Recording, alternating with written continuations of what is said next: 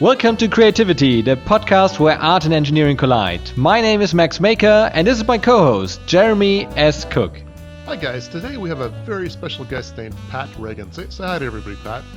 Hi everybody, I'm Pat, but I'll get in trouble if I don't correct you. My last name is pronounced Regan. Oh, well, I'm so very But that's sorry. fine. I guess I didn't do my research correctly. So anyway, we have Pat Regan on here, not Reagan. And, Regan, it's that thing that your Tesla does when you brake. Yes, Regan. exactly. Yeah, exactly. Yeah. So now that I've screwed that up, Pat is a early retiree, and actually he's the first retiree we've had on the show. And That's true, yeah. You know, now instead of working for a tech company, he actually flies quadcopters around, runs a makerspace, and pretty much does whatever he wants. Is that an accurate description of your life now, Pat? Oh, that's not too bad. I feel bad. I'm gonna have to correct you again. I don't run a makerspace anymore. I've kind of retired from that about 6 months ago or so. So you've retired from everything. From volunteering too, yeah. I did that a few years ago. I stuck around my local makerspace, even though I never built anything there, because I thought they could really need the help. And then at some point it was like, yeah, you don't need to be. Yep. Well, yeah, I guess you could tell I've done my research quite well for this podcast. Yeah, it's okay, Jeremy. You're a journalist. Sometimes you screw up. But did you start the makerspace? No, I got in about those guys we have a really big makerspace here in Dallas. I think it's the second or third largest in the country. I forget if that's by, square footage or members or whatnot. Number of spanners. Yeah, tools, who knows. But here, I'm in Plano, Texas. We're a suburb of Dallas almost. There's a town in between us and Dallas. And the Dallas makerspace, if there's traffic down the highway, we have to take a toll road to get there, and it's about, 45 minutes to a little over an hour to get there. And who wants to pay dues and go to a makerspace that's, have to drive an hour to get there every time you want to make something? So we were trying to build something a little closer to home here. And I got in right as they were signing the lease on the building. And it's a small building, but we've been doing a good job. We started out, when I got there, I set up the couple of 3D printers that we ordered, and it took a year or two before we started to really get more tools than that. We were mostly classroom space, and I should probably be nice and plug them. It's the lab.ms is the website. The lab.ms in Plano here. And they're building out a woodworking shop now, and they're doing a pretty good job. It's tough to grow a small makerspace, but it's working out. Nice. So you guys are still friendly even after the coup, I guess. Is that? Oh, absolutely. Yeah, everything's just fine.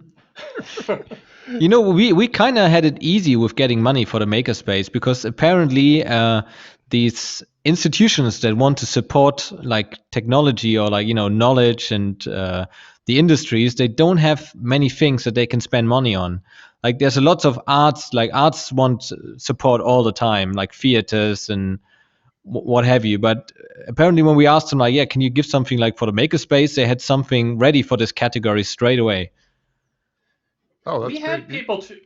I'm sorry, Jeremy. Well, I was just gonna say, you mean it local to you in Germany, Max? Is that? Oh yeah, in my hometown. Oh, that's great. So. We had people doing their best trying to get grant money, and it's not as easy as you'd expect it to be. and I've seen news pop up. We've got a lot of big military contracting companies, like Raytheon and somebody else. I can't remember who else, but Raytheon donated $50,000 to a little makerspace thing in a museum not too far from here, about 10 miles away. And I'm like, well, how did they do that? How do you get $50,000 from a giant company like that? And we had no idea how you do that. I figured by now we'd meet somebody who is, somebody who knows somebody who knows somebody at a big company that would write a check, but it just never happened. So how big is the makerspace that you are now? I guess Well, former head of. Co-founder. yeah. Well, me and my wife were both on the board of directors last year, and there's 5 board members and but 8 people in leadership, 8 or 9, or I'm going to get that wrong. That And sounds reasonable. Like a critical mass has been yeah, reached. we have about, I would say, about 100 members, and that's compared to the Dallas Makerspace that has. Last time I checked, they had 1,400 or 1,500 members. And Wow, Wow, that's that's probably even gigantic. that's higher. huge. Oh, That's like they're a small. gigantic. That's like a small university. I mean, Oh, it not even is. that small. Yeah. Oh yeah, they've got something like 40,000 square feet, and they've got an auto shop with a lift and a blacksmithing area, laser cutters, CNCs. They have a giant metalworking CNC machine that looks like a little tram car from a little, like it's about Oh 10 feet yeah, high, 20. I don't know what it is. I don't know the first thing about it, but yeah. I think like a what a Haas or something, or like a yeah, turning center. Is yep, that that sounds that's right. I that sounds believe that. awesome. It's Yeah, I thought amazing. yeah, it's amazing what you can do if you have the money for it. I guess. Yeah. It really is, and all their financials are all kind of open. It's on their website, and if we had the cash they have in the bank, we'd have been doing great. Hmm. Still though, I mean, 100 people isn't. That's if you got 100 active people, that's That not a bad yeah, size that's for. pretty big. Yeah, no, I'm I proud don't of think them. we had 100 one year after starting. Well, we know we have. Well, we've been. I think we'd be in our 3rd year by now. Maybe it couldn't be 4th. I don't know. It's tough to. Time It's tough passes. for. It really does, doesn't it? But Indeed. but I say there's 100. There's 100 paying members. I don't know how many people are actively there on a regular basis. It's quite a bit less than, I guess, maybe 10 to 20% of the community is regularly active, but it's still pretty good. I'm impressed with how well we've done. Yeah, no, that's pretty good. I mean, for 3 years, our local, I guess, local-ish places, the Tampa Hackerspace. I guess I'll give them a little shout out. I'm a member there. I think they've got about 200 members, and they have pretty good.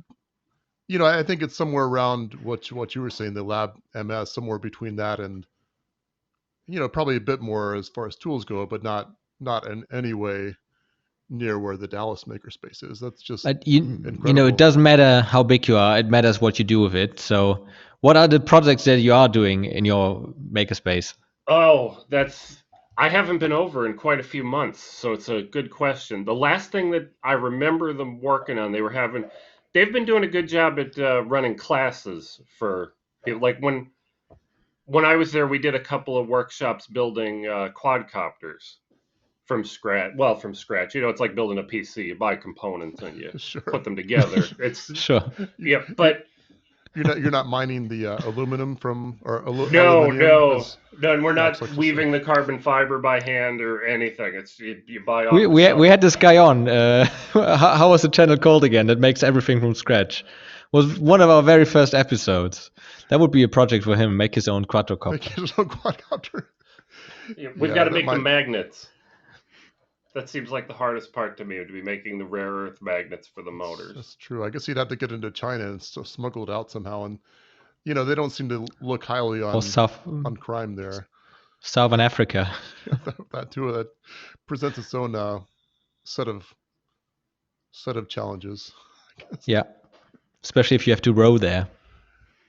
Oh But yeah, I guess you'd have to row there if you're really going to make or swim there. Maybe if I don't think you could Yeah. swim there. That'd Oh, be too but hard. many people row across the Atlantic every year. I can't imagine Seriously. doing that. No. Yeah, I mean, just even if I was very somehow wise words. very I good. mean, you hear about people swimming from England across to the rest of Europe, and that seems like I mean, I have no idea how far that is. But it That's seems not so far. That's maybe 40, 50 kilometers, I think. So 25 miles, I think.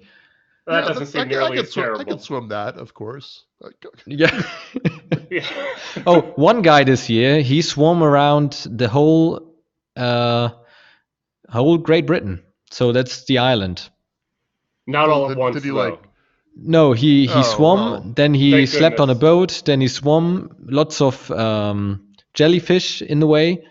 I don't know if he finished yet, but he was, he probably made half of it when I stopped watching, or Oh. last time I watched. It's a good show. It was sponsored by Red Bull, I think.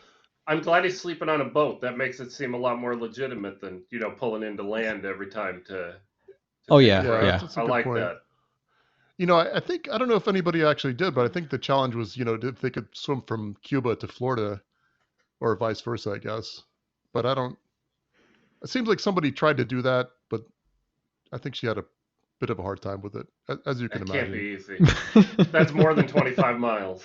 Yeah, I think it's like 90 miles. I only know that because, well, like, oh, just 90 miles offshore, you've got Cuba. For The furthest I ever rode on my bicycle was 45 kilometers in a day. That's like 20 miles, 25 miles. nice. I I've gone remember almost half that far on an electric bike, but that's cheating. But I ran out of battery and had to push it a mile to get picked up in a car. That was a bummer. It's crazy, isn't it? When the battery runs out, they're really hard to drive. It's amazing, yeah. And I had a 30-pound backpack on my back, and I had to hunch over to push it, and it was 98 degrees outside. It was sunny. There was no shade on that path. It was not a fun last mile at all. oh, that Don't try it. Don't do it. sounds pretty horrible. It was, yeah, it was not fun. I'm not into all that exercising and stuff. I guess that's not really true. I don't enjoy it, but I do it because Yeah. uh, well now, Pat, I guess just thinking about kind of just thinking about what we could ask you. What now? You were retired, correct, from a tech company? Is that Well, is that not really a tech. I mean, what I've done is nothing special. It's not like I was, at a .com company or something. I worked for a couple of different telecom companies, and then I worked for another smaller random company after that. But kind of what happened was I was I was managing an IT department, and it seemed like it was time to move on. That's that happens sometimes. Not for any terrible reasons or anything. It was just getting boring. So, Mhm. sure? I slowly transitioned out of that company. And at the time I was living, where I grew up. It was you guys may have even heard of the town. It was up in Scranton, Pennsylvania, where You're Yeah. joking. no, I'm not joking at all. Really? And I'm very excited that you sound like a fan of The Office. The Electric City, yes. Yeah. Well, We watch it every night, literally. Every night we watch it with my girlfriend. that's awesome. That I had to watch because that's my hometown, so you can't not watch it, right? Did they film it in your hometown?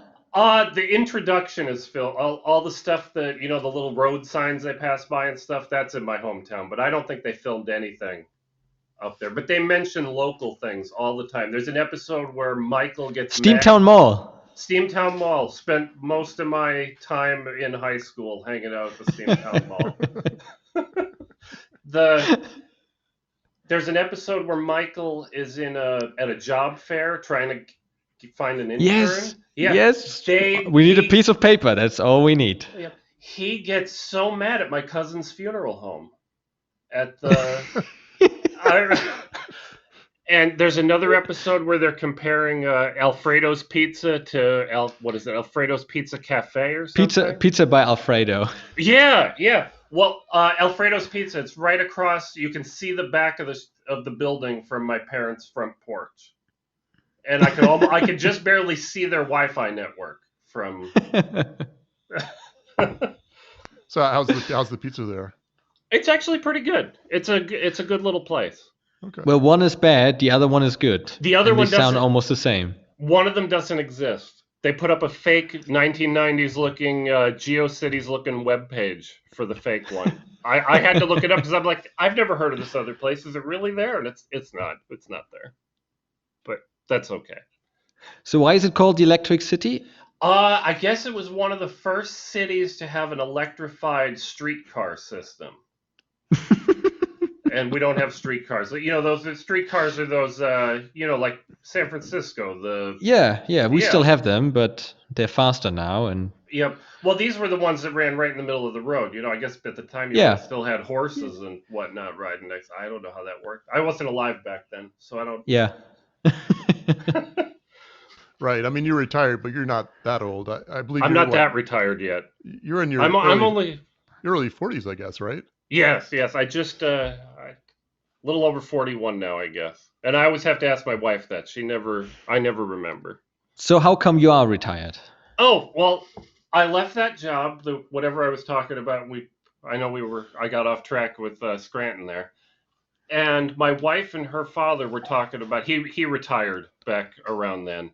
And they were talking about maybe moving down to Georgia where my wife's brother lives, and he had a son that was just probably 3 or 4 years old at the time, and my father-in-law wanted to spend time with his grandson, and my wife wanted to spend time with her nephew. I said, well, I left this job, let's just rent an apartment down there and see what happens.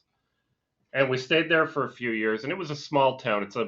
There's an Air Force base nearby, and that's pretty much the only employer for 20 miles.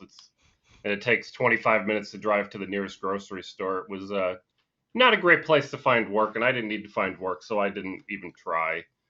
And then, we kind of got sick of living there, so I said, well, I lived for 3 years near Dallas, so let's go back there. And we've been here for 6 or 8 years now, maybe more. Could it be more? I don't even know. But when we first moved to Georgia, I was kind of financing most everything, and now my money's been getting small. My savings have been getting more and more depleted, but now my wife has been working since we got to Dallas, and she's been, doing a better job, making more money every few years, and so now I'm kind of the housewife Kind of right now. the house man, the man of the The house, house, I guess. So. the man of the house. Sure, I'll take that. That's Fair enough. Yep. But yeah, I have no idea how much longer I can sustain this, but we'll see what happens. So you're technically not really retired. You're just out of a job. Well, Oh, I'd be out of a not very job. nice, Max. Well, no, I'd be out of the job if I'd ever looked for one. I haven't looked for Yeah, one since okay. I left that. I mean, I do a little of this and a You little can of that only for retire you say. once, is what I want to say. Well, I don't ever tell people that I'm retired. When people ask me what, when I was hanging out at the Makerspace all the time, you're always giving tours to people that stop by, right? And, every time somebody asks you what you do, I always tell them that I pretend to be retired. Oh, that's Good enough. a good Funnily distinction. enough, we had many people in the Fab Lab that were kind of retired. Like, where you ask, like, what are they doing all day? Yeah, what do you do? It's hard, and in retiring the way that I retired, it's not like I have some full huge pension to just live off of, so I can't just be writing checks all day for all kinds of fun things to do. So it's I kind of have to amuse myself, right? And not spend too much money on all my hobbies. Well, sure, but I guess you have I guess you run a website, patshead.com, right? Does that pay I for your do. hobbies somewhat, or is that? No, well, I'd love it if it did, and I kind of slacked off on the blogging thing while I was helping out at the Makerspace for a few years. I hate to blame the Makerspace, though. That sounds like a bummer, but a combination of me slacking off for 2 or 3 years, and Google's made a lot of changes in like all my traffic to my blog comes from Google, like 98% of everything, and I'm happy with that. But I guess Google's made some changes to their algorithms and where they direct people to. I guess it probably helps you guys out. It seems like they direct more people towards YouTube than they do towards, written words on small websites. Yeah, that would make sense. I mean, since you own YouTube, I guess it's kind of let's keep it in the family, right? Exactly. Yep. I still remember when they were all about the blogs. Like, you could Yeah. really get high in the rankings if you had a blog on your website, and suddenly everybody had a stupid blog. And there are companies that just make like one product. What's the point of having a blog about this? There won't ever be any news. No, never. Well, It's yeah, true. it's like now you see on like Twitter, probably Instagram. I don't really use Instagram, but I'd assume it's the same thing. Like toilet paper or potato chips or whatever. Probably Bleach has like a Twitter account. It's like, Yeah. yeah, it's Bleach. It's been Bleach. It's gonna be Bleach. Yeah, I when don't am I need to know going the to news tweet about it it. that What do I tweet at the toilet paper company? What do I- I if used you have your complaints. product and I had a major problem with your product. What? I don't know. I feel like they probably get some They have a standard non-safe for answer, work. which is please visit a proctologist, if that's the name in English. It must be. It is That's that? got to be what they do. That's correct. Yep. I mean, I'm impressed though. I barely know that word in English, so Well, we're in America, Jeremy. We don't tend to know all the words. We just know the ones we need to get by. yeah, that's true. I mean, as an engineer who pretends to be a journalist at times, I guess I've been learning a lot of new gooder words and such. So, I don't It's all about learning, lifelong learning. lifelong learning. That's right. Yeah, and you were talking about the blogging, and I'll tell you, writing it's so much easier than you guys making YouTube videos. So much easier, but I'm almost afraid to use complicated, fancy words when I write. I want to sound a little conversational. Like there's I this. think you have a really good style. Thank you very much. Yeah, I mean, I think it's all about. I don't know. It's like a big balance, because I remember I had a paying gig with somebody and they wanted me to write something for them, and remember I used what did I use? I used the word arcane because I thought it was just a cool word, which means like unknown knowledge almost or something. I was like, yeah, I don't think this is going to be really correct for our audience. I'm like, yeah, fair enough. You gotta, you gotta. It's like you gotta strike that balance between sounding at least somewhat competent yourself and then just using words that Yeah, just you aren't still have to used. sound friendly. Yeah, well, or like a lot of technical blogs or not blogs or just papers or whatever. They use all these acronyms upon acronyms They're sometimes. really annoying. And I mean, you understand why they use them because otherwise they have to write out this 20, blah blah blah blah blah blah, or they can just say KQC or whatever. But at the same time, you got to have some source to look up what KQC means. Otherwise, you're just. And I'm convinced that a lot of people use these acronyms without actually knowing what they stand for, just what they more or less do. I mean, I'm not even kidding. I mean, I'm sure Pat, you've used the word VESA mount before, I would think. And Yeah, absolutely. I thought VESA is just a brand name. No, isn't it a standards organization of some sort? I believe so, but I have no idea what it means. Or this, Max. What about DIN-Rail? That stands for something in German, but it's like we use it as First a time I standard. hear that word. You've never heard of DIN? It stands for I don't know. DIN. DIN rail. Oh, you guys. Dean. Dean. You guys call it Dean. Dean. Yeah. Anyway, we call it, or at least in the South, we call it DIN rail, and nobody has It's a DIN rail. Nobody Yeah, makes has sense. any idea what it stands for, but we know Well, that DIN stands for Deutsche Industrienorm, which is German industry norm. It's Visa in German. yeah. What's these? I don't know what Visa is. Anyway, I guess this is entertaining. But same with NEMA. NEMA 17. National Electrical Manufacturers Association. Oh, wow. Well Boom. done. Yep. I guess you can use these words. Well, NEMA's, you can use the word NEMA, I guess. Yeah, but I got a question for you, Pat, and Max probably Sure. knows the answer because we had somebody on here that explained it to me. But what is 17? When you say NEMA 17 or 23, what does the 17 or 23 stand for? Well, I don't know. I know What- it's it has to do with the diameter of the motor. Is it the spacing between the mounting? It can't be because that's not 17 millimeters. And it's not metric either. It's not metric. 17 inches. That's like I mean, I guess I need to measure it to be sure, but remember, But 17 watts of an inch. I'm just, you have me staring at a NEMA 17 motor. Oh, can you still hear me? I'm walking away from the mic. Yeah. Oh, sure.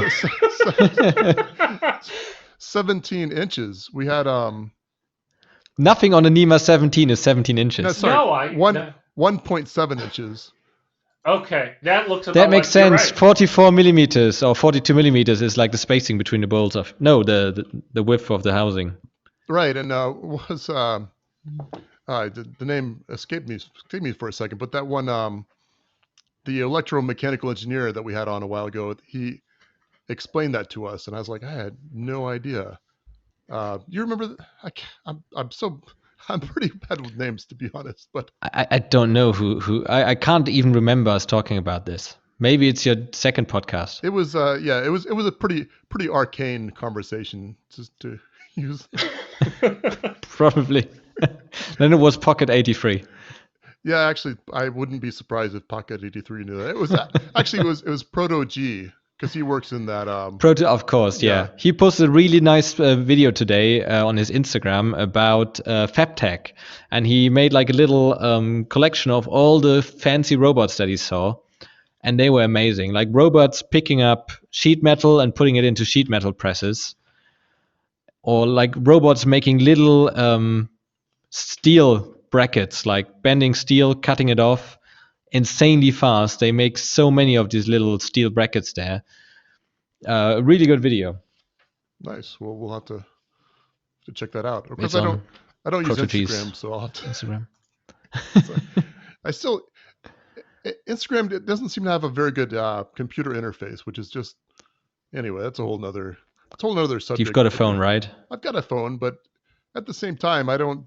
It's owned by Facebook, which maybe I'll get that's why I've paranoid avoided here. Instagram too. Thank you, Pat. I don't like Instagram either, but thank you, Pat, for validating my paranoia. apparently it's really important. I don't know why yet, but everybody's on about Instagram. And Instagram's very popular with the quadcopter pilots, the FPV, the guys that are doing the skateboard like tricks and stuff. They love Instagram, and I kind of feel like I'm missing out a little bit there, but I don't know what to do about that. Well, they need to follow you on Twitter and YouTube and patshead.com, because they really do. I assume you're pretty good at the quadcopter scene at this point. Is that would you go ahead and own that? Say I am pretty good. Is that? I think I'm better than average. I'm at least better than average these days. But the guys that are really good, the guys with like 100,000 subscribers on YouTube, those guys fly like. I mean, it's just amazing the things that they can pull off. Nice. But that is that's your main hobby at this point, correct? Now that you're definitely. I don't know how I accidentally got into this, but I know how I got into it, but I don't know why it stuck. But I've really been enjoying it. So what do you find so fascinating about flying quadcopters? Do you fly them fast, or do you take videos with them? What do you do with them? Well, it's I answer this question all the time. You'd think I'd know right where to start. When we did the first quadcopter build at the lab, a new guy showed up one day. He found us on Reddit. He just moved into town, and he said, "I need something to do." And he came out and he showed us his quadcopters. He came out. We used to do I'm sure they still do, a weekly video game night every Saturday night. And he just stopped by. He showed us his quadcopters. He said, we used to do a build class at a community college. Would you guys like to do one? And we're like, well, hell yeah, we want to build quadcopters. But we were building those big, boring quadcopters that look, like, I don't want to say they're DJI Phantoms, but the big DJI Phantom, the big white bulbous quadcopter. And people were talking about, putting a camera on them and stuff. And they were pretty boring. But he was also into the racing drones. All we called them was racing drones at that time. And they were smaller, with little 5-inch propellers instead of the 10-inch propellers, and they have a little analog camera on the front that feeds into a set of goggles, and so it's like you're inside the quadcopter, and you fly forward and you go fast. And I thought that was pretty cool, so I designed my own frame to start out. I designed a 3D printed nylon quadcopter frame, and I had to use 3-inch propellers because that's as big of a frame as I could print on my 8-inch old Prusa printer here. I tell a lot of people that flying these racing drones, it really scratches a lot of itches from things that me and my friends have done, just growing up. Building quadcopters, like I already probably mentioned, is a lot like building a PC. Instead of buying a motherboard, you buy a flight controller. Instead of buying, video cards and sound cards and stuff, you solder on speed controllers for your motors. It's all just components that you buy and you you pick and choose what fits your needs best, and you put it all together. So it's a lot like that. You get to do some tinkering, you get to do some making in there. Some people just buy stuff that's straight off the shelf and just use it. Some people make little tweaks and stuff. And then it's also a lot like sports cars. We used to, 20 years ago, my friends and I used to be into modifying, and we didn't really race, but, driving fast and making our cars go faster.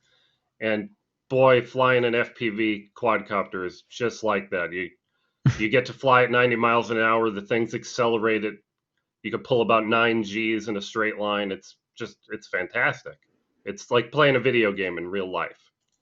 That sounds awesome. And it's so much fun. And you were asking, Max, if I record video, and not quite what you'd expect. It's not like the photography drones where you just get up there and you point the camera at something and you take a slow pass by something. We do what I do, they call freestyle, FPV freestyle. It's a lot like what people do with skateboards. They go off of ramps and do little tricks and slide down things. Mm-hmm. That's kind of what we do with the quadcopters. And we put a GoPro on the front of the quadcopter. So we've got the little crummy analog camera that transmits, the 1980s NTSC video signal to our goggles with a very low latency. And we fly with that. And we record on the GoPro, and we, post some footage on YouTube, do a little, edit out the good parts. And it's a lot of fun. Yeah, sounds like fun. One thing I saw you guys post something about that little tiny drone that I've yet The to buy. Emax Tiny Hawk. Is that the one? If I said I know nothing about quadcopters, I'd like to get an FPV flight. Is that the one you would recommend? You think? Today, I would absolutely say yes, because I think it's about 160 or 170 bucks, and you get a battery, a charger, the tiny little indoor quadcopter that's very safe, and you get a set of cheap goggles and I hate to say cheap, I shouldn't be saying that. You get the lower end goggles and a pretty basic but more than usable controller transmitter to hold in your hands. Nice. So you can totally get flying with that, and it's a lot of. Me and my friend Brian, we were just over at his house yesterday, just flying those little tiny hawks around his house. Yeah, I saw that on Twitter. Now he's got a looks like he's got a house with like a ledge on the second story. Is that correct? Yeah. Like, so the real estate agent, when he or she was showing him around, were like, and this Brian, I guess Brian Moses, that's his name. It's correct. That's who. Yep. He's like, well, and this Brian, it would be perfect for indoor quadcopter flight if you're into that. And, They must have. He was more excited that right behind his house, on the street behind him, there's a tiny little park with a big water tower in it. And it's a lot of fun flying over there. Yeah, that sounds awesome. Yeah, last night, just because his son was having so much fun watching us fly, his son's just turned 3, and we put the video feed of one of our quadcopters up on the TV so he could watch as we were flying around. He's got a little set of goggles. He puts them on and takes them off randomly. And we gave him an old transmitter, an old controller, and he doesn't know he's not flying. He thinks acts like he's flying. He's having a blast. But towards the end, just before it got dark, I took one of my quadcopters and I just went outside the back of Brian's house into his backyard, and I just flew over to the water tower and back just so he could watch it on the TV, and that was a lot of fun. Nice. It's funny you mentioned his 3-year-old son. I've got a son that's a little bit older than that, and he's just now figuring out that you have to put quarters in the video games to play them. Before he'd sit down at the car racing game like, oh, this is, I'm driving. Yeah, which is awesome because, I don't have to pay for it. And it's a much better value. Yeah, it's much better value. It's like I was, he got me, I don't remember why, but we were at this restaurant and I started playing a video game there, and he's like, oh yeah, that's one of the games you have to put quarters in. And I was like, yeah, that's exactly right. Not the kind that you like that don't require money. Yeah, these new ones, they just started making them that you have to put the quarters in. So when you're building these quadrocopters, or you're building them, how do you improve them? What are the things that you're tweaking to make them better? Well, to tell you the truth, the biggest thing that's the biggest improvements have just been coming from the manufacturers, and the firmware that we run on them is it's all open source, and the developers have been doing a fantastic job. Everything just flies better than it did 2 years ago. The software's Mm-hmm. 10 times better, the hardware's better.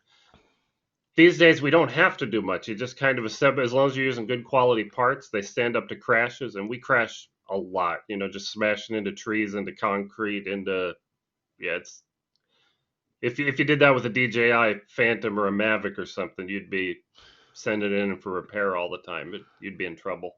Hmm. You know, But I'm working. Oh, go go ahead, ahead. Jeremy. I'm sorry. Oh, I was just gonna say I actually got to fly one of the DJI,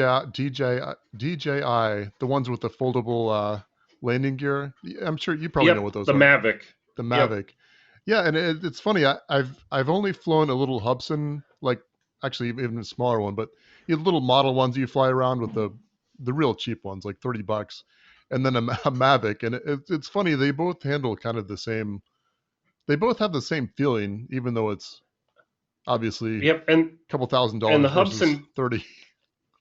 The Hubsan does that on purpose. That's like those DJI, all the photography drones. They're self-leveling, and the controls work. My friend who got us into this, he explained to us that with our racing quadcopters, you're the pilot, and when you're the DJ, I'm goofing this up. I don't even remember what he actually said.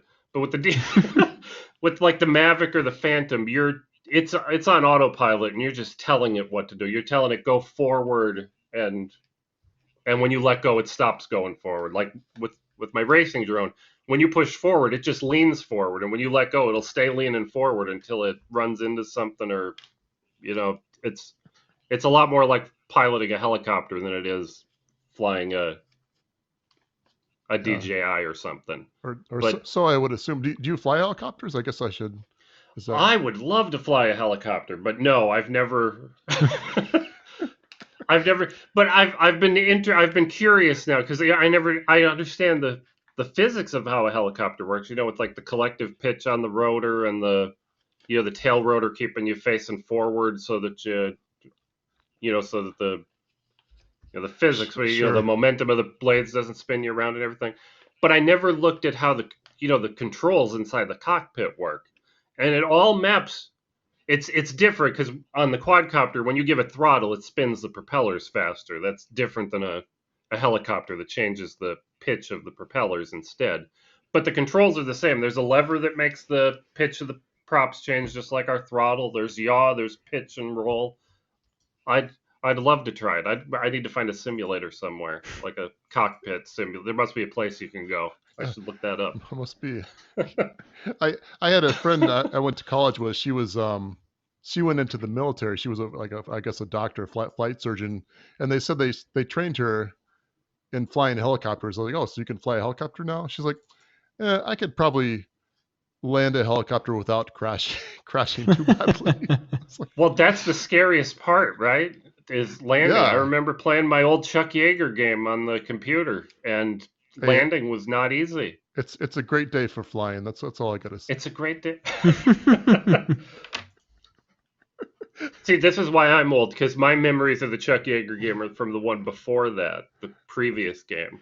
What the oh the wait which because I Yeah, was mine was called Advanced Flight Trainer. There were no weapons, no combat, no other airplanes. It was just you flying an airplane. okay. Yeah, I remember I played the World War II one, and that was pretty fun. Yep. Um, it's like had a great day for just I never had Oh the man, it actually talked. yeah I never had the money for the Oh, actual sound card though, so it would sound just like or, it actually sounded just like the real Chuck Yeager. yeah I guess so. I don't know. I've never heard. I don't know if I've ever heard Chuck Yeager. That's disappointing that I'm realizing that. So when you're making these quadcopters, these frames, I've seen many of them are made from carbon fiber. How do you actually machine that stuff? Because I heard it's pretty dangerous. Well, about a year ago, I would have actually not known exactly how these were. Well, maybe more than a year ago. We'll say it's a year anyway. About a year ago, I would have guessed maybe they cut these frames with a water jet or something. They cut them out of they call it impregnated carbon fiber sheets. It's they have layers of carbon fiber with the strands running perpendicular to each other. So one layer goes down, then they rotate it 90 degrees, put another layer down, and they do that, I don't know, 20 or 30 times in a millimeter or something. I'm making that up. I don't know how many layers there are. And then so you get a sheet that's 400 by 500 millimeters or so. And I would have guessed that you'd do it with something like a water jet, but apparently the water jet just destroys the epoxy, but doesn't do a thing to the carbon Hmm. fiber. Oh, Or nice. maybe it does cut the carbon fiber, but it's really rough. It's just bad news. So yeah, you use a CNC router with a tiny little bit to carve out the carbon fiber. And I'm working on designing a frame. I think I officially called this version 1.0 the other day, so I'm pretty excited. Nice. It's most people that fly freestyle fly, we call them 5-inch quadcopters. It's and even in Europe they call them 5-inch quadcopters all over the world. I don't understand how we dominated the propeller sizing for aircraft, but I think the the inch propellers. the inch unit I think is coming back in style. I don't know about Yeah, it's vintage that's what maybe. Max. I hope so because I understand inches. I have a lot of trouble, converting. I guess inches make Yeah. sense for But things that are large, like a quadcopter. 5-inch makes more sense than like, I don't know, 13 centimeters. yeah, and it must have stuck around like tire sizing, wheel sizing. Yeah, tire sizing. Which is real weird Yeah, too. it is. Yeah, because the size of your rim is in inches, but then the rubber is in Oh, millimeters. yeah, the width. I think the know. width is in millimeters. Like Yep, 16/17 275, and 275 is how wide your tire is. yep. It's exactly right. But most people fly the 5-inch quadcopters because it's a very good balance. They're very nimble. They're very stable for capturing video, but they're also starting to be illegal in parts of the world. Some countries have. I know Canada has if you go over 250 grams, you either need some sort of license. It depends where you are in the world. You either need some sort of license, a certification, and you may or may not need to register your quadcopter if it's over 250. Mhm. So it's kind of popular to have smaller drones. So I'm designing a little frame that's made to use 3-inch propellers, and they're pretty common, but it's they've just started releasing some decent high definition cameras for these racing drones, where they send the same camera sends an analog feed to our goggles and records a 1080p feed to an SD card on the quadcopter from the Wow, same camera that and sounds lens. really, really good. It's awesome. It's not nearly as good as our GoPros though. I'm a little bummed out about that, Okay. but for what you're getting, it's interesting. And last year, somebody designed a really cool frame that they've separated the bottom half, the noisy half of the quadcopter, where the motors are causing a lot of vibrations, from the top half of the quadcopter, where the battery sits and the camera. They have little rubber bushings. Oh, nice. So the idea is, the bottom vibrates and it doesn't transmit that into the camera as much. But it's kind of a beefy 3-inch quadcopter that he made. I think his frame weighs about 55 grams. And I know that doesn't sound like a lot, but when you're trying to stay under 250 grams, it's pretty substantial. So I'm not really doing anything new. I'm just combining a bunch of things that are not all available in one product today, in the product that I want. That's what I like to do. If something doesn't exist that I want to make it, right? Yeah, that's awesome. And you're calling the Kestrel, right? The Kestrel, yes. I figured it needed a name because I kept, every time I tweet about it or talk about it in Discord or anywhere, I'm just saying my frame or my little 3-inch frame or something. And I guess branding is important, they tell me. So I figured it needed a name. Yeah, no, And I think that's good. I Googled for, I figured, well, it flies, so maybe what are birds or animals with good eyesight? And all the good names are already taken. All the nice FPV cameras have names like eagle and owl. I'm like, oh, that's a bummer. They would have been good names. So I started Googling for small, tiny birds of prey. And I guess the American kestrel is about the size of a pigeon on the big side. And I also realized that there's a park near my house here where we actually, all of us here, learned to fly our quadcopters, and you can see part of that park from my driveway here. And the city or something, I don't know who did it. There was a kestrel that was injured by a BB gun or something, and it or a was nursed back to quadcopter. health, or a quadcopter. The poor thing. My quadcopter's almost been attacked by a pretty big bird, and I was very scared for that poor bird when those blades will really get Because you. you would have shot But it. well, I wouldn't have shot it, but I mean, I'll tell you, I was sitting on a park bench and I just took off. The quadcopter was in front of me, and I heard rustling in the tree right above me. And I was flying forward away from me, and I heard the noise, so I turned the quadcopter around to look. And for about 20 frames of video, you see this big hawk-looking thing swooping down at my quadcopter. And then it changed its mind and took off. I was like, "Oh, that poor thing would have lost his wings or his feet or Yeah. something if he kept that up." Hmm.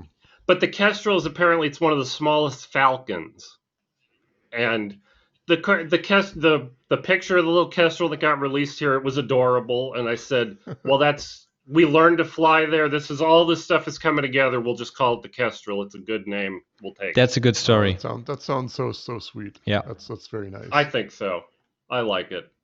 So speaking of that, are you gonna sell it on Tindy along with your other contraptions? Well, I would love to. I'm getting enough response from the few people that I've been talking to that I'd like to get these manufactured, and that's almost terrifying. I've looked up. I went to Alibaba, and there's all kinds of Chinese companies that will cut carbon fiber for you, and it seems reasonably priced. But from what I hear, so many companies that do this, that cut carbon fiber in China, they use very low quality carbon.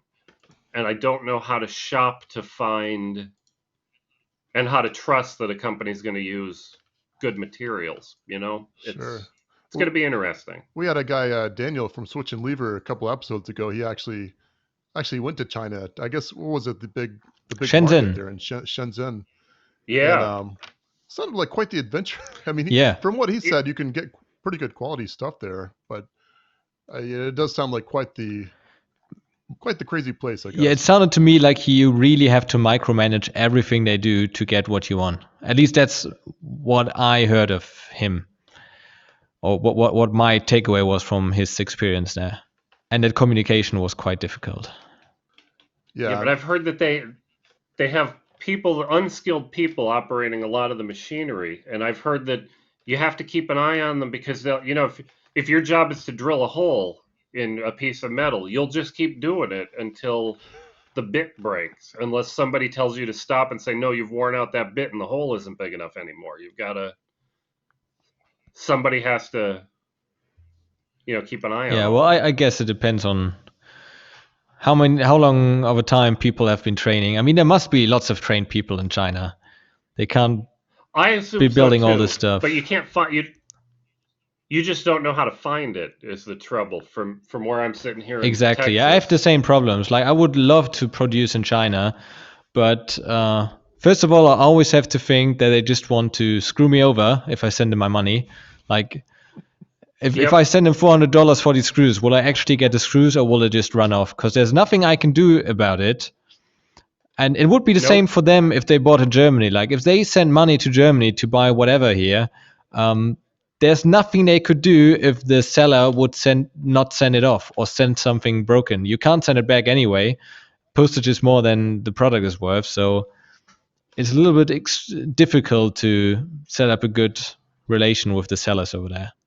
And I don't know about to Germany in particular, but they can mail stuff to the U.S. for next to nothing. It's amazing how cheap the shipping is. Some stuff, light stuff is. But like if I bought like 20 kilograms worth of screws because they're specialized and they're quite expensive in Germany, and I had to pay. I think the screws were 200 euros and the shipping was 200 euros. Yeah, you go to AliExpress and you want to buy little Arduino Nanos or something. And you can buy 5 of them and the shipping is 10 cents or something. And you go up to 10 and now they want $50 for shipping. Yeah, it takes a while, but it's fun. I'll buy stuff that I think I'll need on eBay or usually eBay, and then a month later something comes in the mail. I'm like, oh, this is cool. I It's a where happy Yeah, surprise. it's a happy surprise. It's like the shipping becomes so long that it becomes almost like a feature. Like I have like those delivery box services.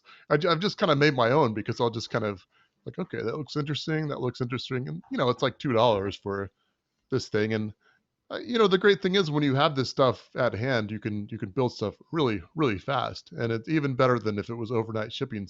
Obviously, I don't know, but then like Yep. our last guest Brian, or not our last published guest Brian was saying, you wouldn't necessarily buy as much if you get it next day, and that's absolutely true too. It's true. And boy, I'm so reliant on Amazon. I don't know Oh about you yeah, guys. I don't know how it is in yeah, Germany, but they'll get me stuff so fast and so yeah, and easy. cheap as well. I can get like free Arduino Nanos for I think €6 from Amazon, free shipping. So It's what's the fantastic. point of getting it from China? This stuff comes from China. The sellers are Chinese. Somehow they have warehouses in Europe. Yep, Yep, it's a good time to it's fantastic. be buying random electronics. I guess that's Oh yeah, we live in What a time to be yeah. what a alive. time to be And alive. there's some stuff from China that's really good. I bought this gimbal ball for my phone because my phone is my camera for YouTube, and this gimbal, Oh, which one did you get? I have two. it's I have two phone Zuni gimbals. maybe. Uh, Zayun or yeah, something? yeah, I don't know how to something like pronounce the that. Chinese Let me thing. check my account here on Amazon real quick. But it's great. Like the app is reasonable. It works really well. Yeah, It's tiny. It was super cheap, like compared to something made from a reputable brand. Zhiyun, yes, yeah. Zhiyun, and It's a it's fantastic product. amazing. Like the stuff they have, the packaging is amazing. The thing itself, all the features, the plastic, everything on that is as if it was made by GoPro, a reputable company. Yeah, I love the Yeah, thing. and I Well, wish there were more of these products that you can get from China. I think you'll find this especially amazing, Max. I actually bought something from China. It was a magnification lens, and it said it was made in China, but it was actually labeled made in Germany. So they're actually making German optics in China now. Did you know about this? Is this Well, probably it like was made in Germany, and they bought it from Germany to put a housing around the lens. oh, that makes anyway, it was the label on it said made in Germany, it wasn't made in Germany. They just It wrote was it on there. made in Germany, I don't like it even was write the "made in brand. Germany" on my products because I'm scared I could get sued. So Well, I mean, Assembled in well, Germany. I just write "made in" and then the name of my hometown because there's definitely not a trademark for this. And wait. I mean, is it like a trademark for Germany? no, It seems kind of. but you definitely, well, everything is made in Germany anyway. Like I don't think anything I buy except for the screws are made in China. All the aluminium and all that stuff is definitely made here. I know that, but um, I'm not so Oh, sure. I guess what you're saying is you want to make sure all of your parts are sourced from Germany. Well, I'm not even sure. At the beginning, I thought you need like to pay a license or something like that to use this term.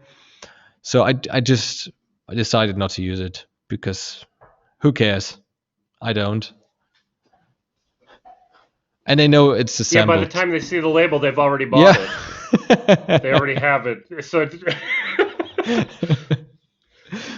yeah, it'd be different if you were on a store shelf and they say, "Oh, they've got this one, but the one next to it's made in Yeah. Germany." So, yep, it's already too And late. it's like some products, of course, they're made in Germany. It's not worth it shipping it from China. Like, can't think of anything now, but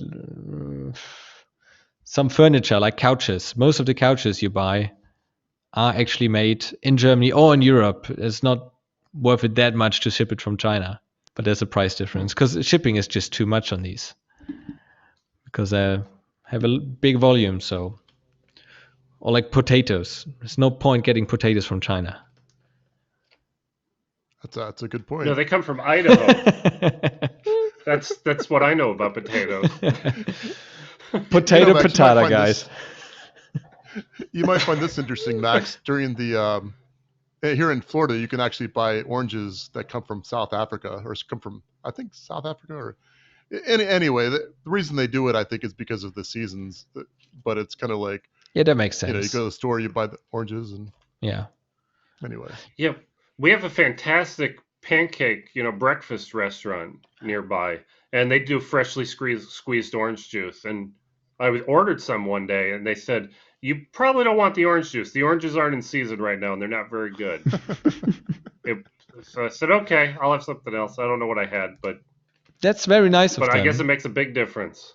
It was nice Yeah. of them. Well, they don't want me to buy a $5 orange juice and then complain that it tastes worse than That's the how I do carton. my business. Like, I'm really scared that people will be disappointed by my products. Yeah, all the stuff on my Tindy store, I tell them this stuff's too expensive. 3D print your own. It's a much better value. If you have, this is the last resort. Come to me as the last resort. If you really want this thing, I'll make it for you. But otherwise, Speaking of No, these don't do it. oranges, my parents, they saw like there's a crowdfunding thing, like a crowdfunding orange field in Spain. And the news article was a bit like, yeah, because business is not going well in Spain and lots of unemployment. And some people decided, yeah, we're going to crowdsource these orange trees. So you can buy your own orange tree for like, I don't know, 100 euros. Then it's your orange tree, and all the oranges from that get put in a box and sent to your door with UPS, which is like FedEx in Germany, I think. And it's like, oh, wow, this makes really sense because they're a little bit cheaper than the stuff you buy in store, even though they ship it straight to your house. And they said, like, yeah, you get really fresh oranges and juicy, and they look beautiful, and they're from Spain, and they're organic. And then when the first box arrived at home, they sent you like, it's a huge box, like it's enough oranges for you and your family and all your neighbors for the month probably. And when they arrived, we tasted them, and they were sour as hell. Oh, that's a bummer. They never mentioned that they're sour as hell. You can't even. They tasted like lemons. But the rest was true. They were super fresh. They were nice and orange. They smelled good. They looked like good oranges. You just couldn't eat them. Didn't they tell you needed to add sugar? But now we still got this orange tree. We're just not So wait. ordering anymore. Do you have to pay? Well, upkeep? yeah. Well, if you want the oranges anything, from your tree, you have to pay for every shipment. So it's like an investment. Okay. You buy once the tree, and then you just pay a little bit for service and handling and shipment, of course. But at the end, they're cheaper than buying them in a store. Just a little bit. I want to put this on a spreadsheet. I want to see my total cost of ownership and when this pays off for me. This paid off after the first shipment. The first. That's no, the first season. You get a shipment every month during the season, which is like 6 months. But yeah, I can't recommend it unless you like really sour oranges. Well, I think. See, I would not have guessed that an orange tree grows oranges over and over again during a season. I would have thought it was a one and done kind of thing. That's me neither. But I bet Jeremy knew that.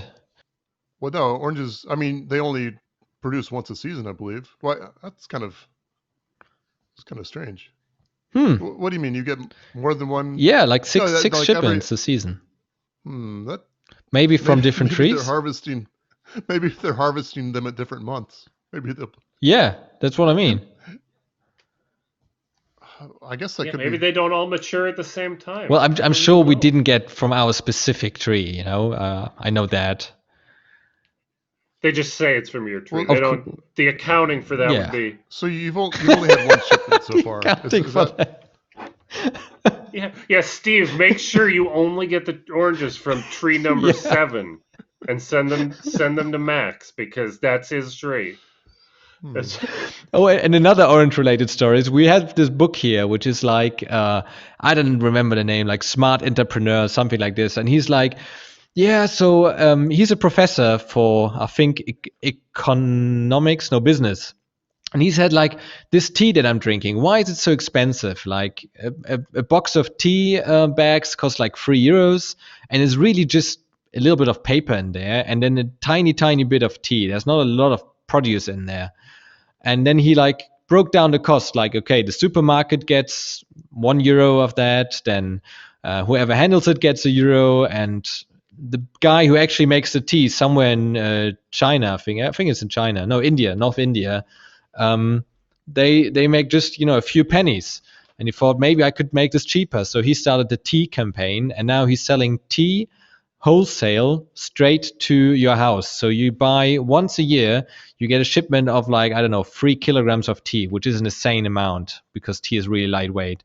But you get it also really cheaply because he cut out the middleman, all the distribution stuff. And I thought like, wow, this is a great idea. He really made a huge business. People save money on their tea. The farmers get a fair share. The supermarkets get less money. And I thought like, does this exist for other um, products? And I knew because my parents they run a hotel, or they used to run a hotel. Guess there's no past tense for they ran a hotel, and they have a lot of orange juice. So I looked up like orange juice concentrate, and it actually exists. And there's Oh yeah.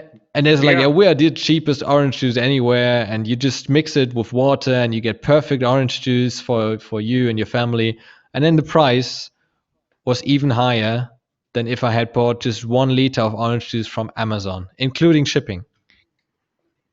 Yep. Complete joke. But I could keep that orange juice in my freezer for that concentrate for 3 months, and then decide I would like some orange juice today. It's different. I still think I agree with you that it's silly, but why would you want to orange- store orange? Orange juice store is fine. yeah, I don't know, because I don't. This would be different if I had a couple of cans of frozen orange juice concentrate in my freezer. I'd probably have a good argument with you, but I don't. That's not something I do, so I don't have a.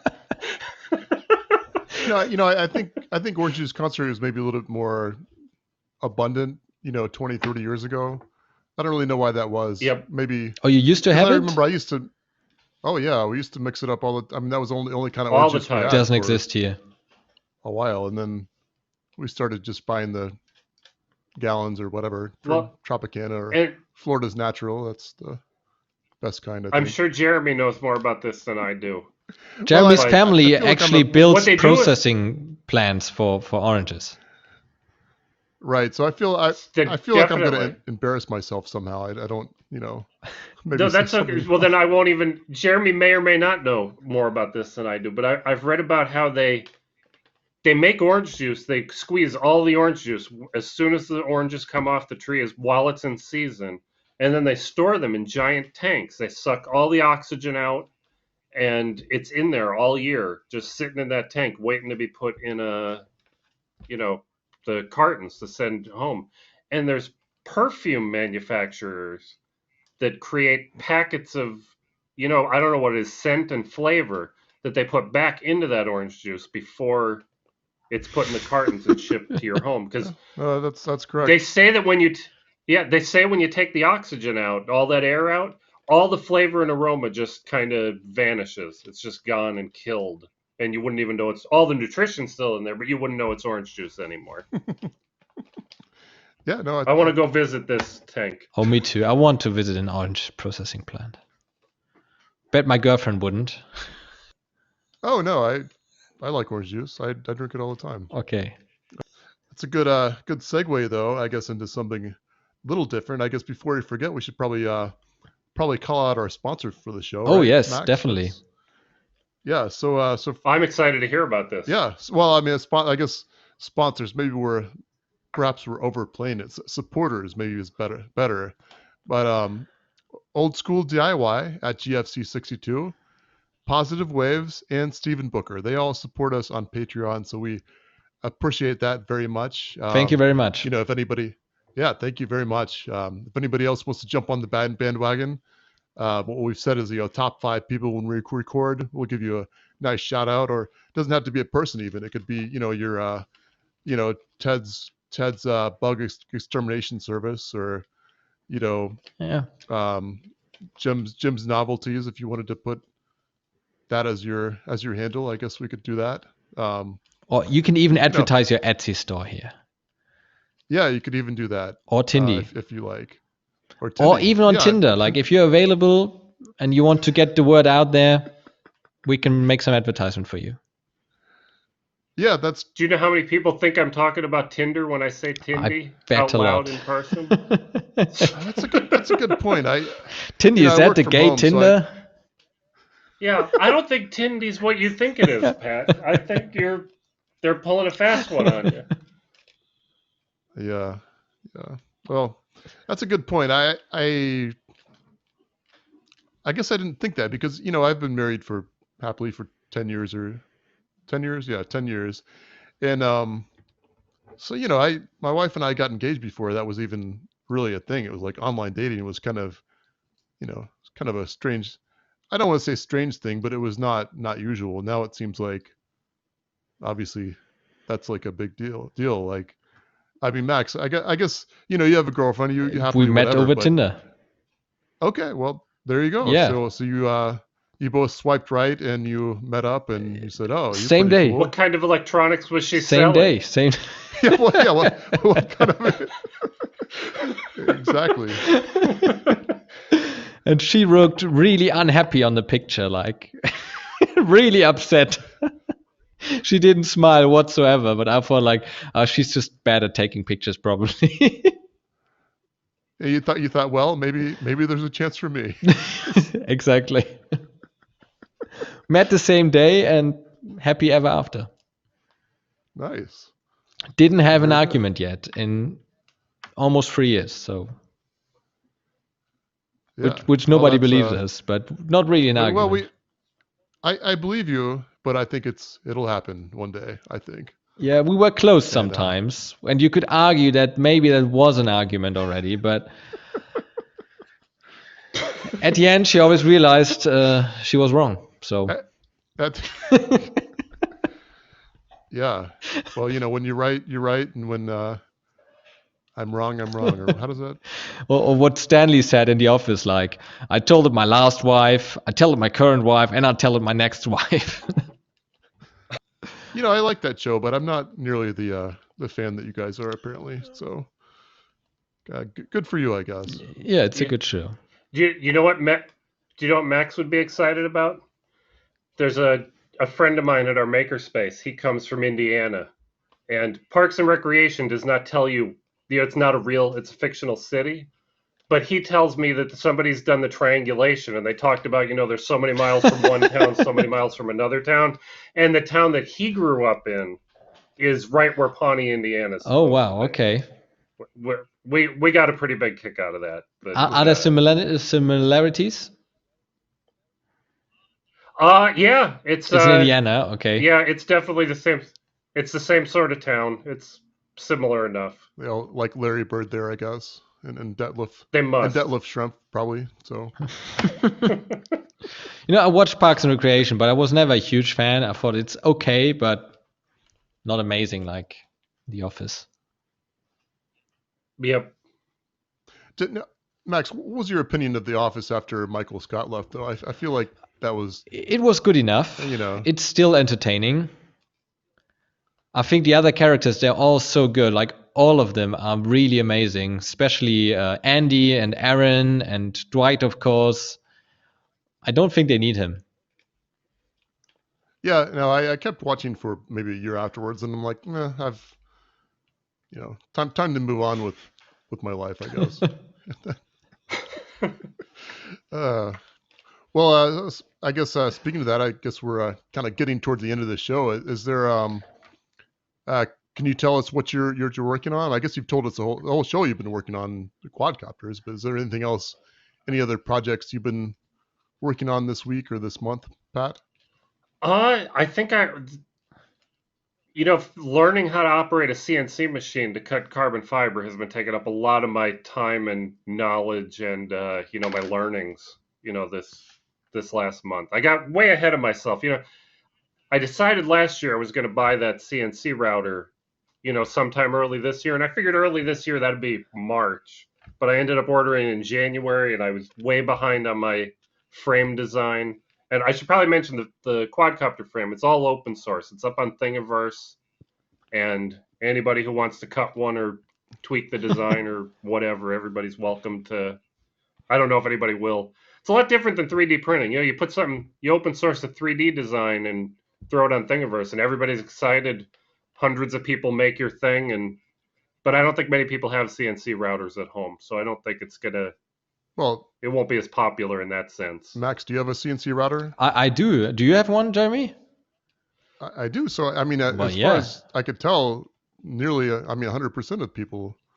100% of people have a Even CNC my girlfriend router. has access to a fantastic. CNC router. So My goodness. even over 100% of the people in this conversation have. That's fantastic. Yeah. So yeah, I recently think your design's gonna be downloaded just a amazing. nut from Thingiverse, and I needed an M20 nut. I thought I'd just print one quickly instead of going to the hardware store and buying one. And when it printed out, it wouldn't fit on the thing that I turned. And I thought maybe I turned the thing wrong. And then I realized it was an M18 nut. They labeled it wrong. Oh, Yeah. jeez. Yeah. Yeah, and you can't just scale that because the threads would probably be wrong. Oh, I'm not sure. You can't just say, I'll bump that up by 10% or whatever to get to M20. And it's not quite 10%, but it's close. I guess you could tap it if you had a tap that big. I don't. Pretty big tap. That's Um, yeah. so I've had a lot of luck just making the holes just barely too small and just forcing the threads of something into. At M20, that might be too big, though. That might be pushing it. sounds violent. So Jeremy, what have you been working on? So I guess my biggest project, biggest project I've put out there is I made speaking of CNC routers, I actually made a fixture for my router that would do light painting. So if you're familiar with this at all, if you take a picture, it's capturing all the light that goes into the sensor. And this can be during one time or during a minute, 2 minutes, 5 minutes, whatever. So my fixture for the CNC router actually takes a light and passes it over the camera, progressively. So you can actually like program it to make pictures. So instead of say drawing something on a piece of wood, it's actually drawing everything with light on the camera, which hopefully makes sense the way I'm describing it. But I think It's really cool. I saw the video. It was a great awesome. video. Thank you. Well, I assume it's still awesome. I don't mean to imply the past Yeah, tense no, there. it's I pretty guess cool. well it was because these light pictures only exist in a moment of time and then they're gone.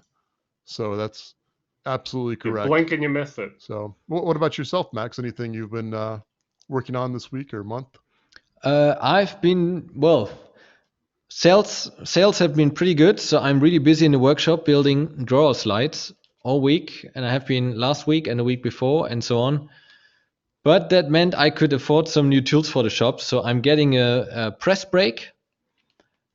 Oh, nice. So I can bend sheet metal, which will be really nice if it works, and it's been a real pain to get one, but it looks like it's on the way. Like the guy, I asked the guy like 2 weeks ago, so have we got a deal? And he's like, yeah, we've got a deal. No, he said, I'm going to tell you tomorrow. And next day I asked like, so what's going on? And he said, I tell you tomorrow. And then it was a weekend, and on Monday I asked him again, and he said, yeah, the driver is on his way. So that day I was waiting for the driver and he didn't arrive. And I was like, so what time is he going to come? Oh, he's on his way. And I was like, it's already the next day. He got lost. How can he still? Yeah. And then he didn't reply for a few days. Then I sent another email and he's like, well, he's still on his way. He's got 10 customers to service. And I'm saying it's been a week. Is this how business is done in Germany generally? It's much different than in America, apparently. And he always writes his emails like just 4 words. So it's a bit dodgy, but I'm on my way. but I didn't pay yet. I'm on my I'm paying way. cash Yeah. when it arrives, so I hope. it arrives. But I also bought some drawer slides and like drawer slide cabinets, like machinist cabinets. Nice. They're really nice, yeah. And I'm improving the lathe area. So I've got a tabletop lathe, and I bought these 2 cabinets for all the tools. And on top, I put a piece of wood, and now I'm installing the lathe today. So Well, that sounds awesome.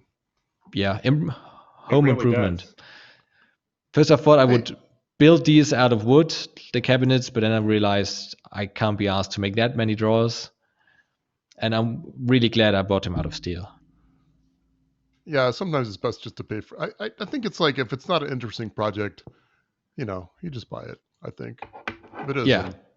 then, Yeah, kind of random question, but do you guys have daylight savings time in Germany? Because it's not.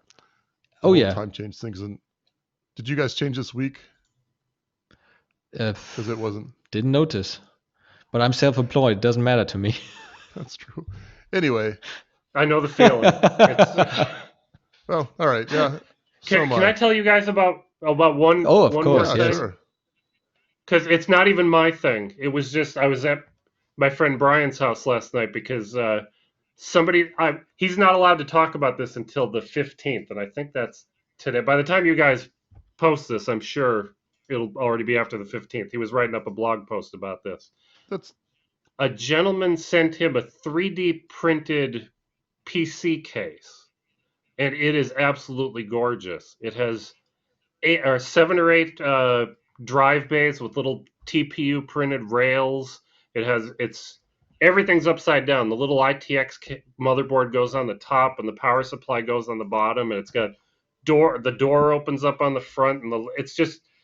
I mean, I can't even describe to you how amazing this thing looks, but I was over there helping him take pictures and video of it last night. Nice. So we'll fantastic. see that up on your, I guess your social sites, as they like to say. Absolutely, I will be tweeting the heck out of that because it is so cool. The guy has no idea how cool it is. I don't think. I hope he does. This guy's name, I guess we should give him a shout out too, right? I would love to. I only know his name is Toby. I don't know his last name. He's the worst. I didn't have any of this in writing, isn't it? Yep. But you guys have to see it. I'll send it. We to check all out you your guys. blog at petshead.com. Yep, patshead.com is my website, and I'm at patsheadcom on Twitter, and I'm sure there's a way to find me on That's YouTube. a really I don't know how that good works, domain name, I have to say. Hey, does anybody Thank ever you. call you Mr. Head? I in my head. I get emails all the time. All the time there's emails. Mr. Head. That's how you know that they don't know who I am. That's just a, spam. It's like, oh, yeah, that can't be right. Yeah. Yeah, and thank you for the compliment on the domain name. That was, we figured that out in the late 90s. We came up with that idea in a bar. And we just figured we need a spinning head. And we figured it needed a domain name. And there was nothing on there for 10 years. It was just an animated GIF of my spinning head and absolutely nothing for the longest time. Sounds like a good website to me. So. Thank you. Nice. Well, thanks so much for coming on. We really had a good time meeting you. Really good. Well, thanks for really having good me. podcast. I definitely enjoyed myself. Thank you. All right, guys. See you next time. Bye-bye.